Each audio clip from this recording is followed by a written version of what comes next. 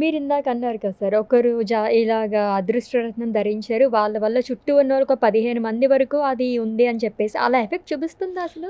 ఇది ఎట్లా ఉంటదంటే సేమ్ జాగ్రత్తగా వినండి.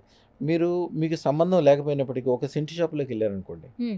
సెంటు షాప్‌లోకెళ్తే మీరు కొనకపోయినా మీకు సెంటు వాసనే వస్తది. మీరు ఎంత శుభ్రంగా ఇంట్లో స్నానం చేసి చాలా మంచిగున్నా కూడా మున్సిపల్ లారీ ఎనకాలెళ్తే ఆ వాసనే వస్తది. ఈ లైట్ మీరు మీకోసం ఏసుకున్నారు.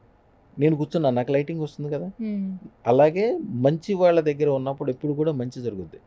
ఒక కుండ నిండా పాలు మంచియి మీరు సంపాదించి తీసుకున్నప్పటికీ ఎవరైనా ఒక చెడ్డవాడు అంటే ఒక ఉప్పు కణిక తీసుకొచ్చి దాంట్లో ఏస్తే ఆ పాలు మొత్తం పగిలిపోతాయి. అదే కొద్దిగా మంచిగా పంచదారేసి మంచిగా షర్బత్ చేస్తే అదే అమృతంలాగా అయిపోతది. ఎప్పుడు కూడా మంచి వాళ్ళ మధ్యలో ఉండాలి. ఆటోమేటిక్‌గా మీకు కూడా మంచి జరుగుతది.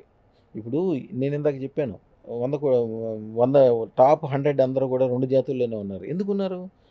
వాళ్ళ సత్సంగ్. వాళ్ళు దాని గురించే ఆలోచిస్తారు. దాని గురించే చేస్తారు. గురువుగారు రమణయోగి లాల్‌జీనా అయ్యా దేవుడు. ఫోటోలు పెట్టుకుంటారు. చేసుకుంటారు. మేము ఏదన్నా పని వాళ్ళకి చెప్తే ఇది చెయ్యాలి అని చెప్తే అది చెయ్యాలా? వద్దా? అవునా? కాదా? అని ఆలోచనే ఉండదు.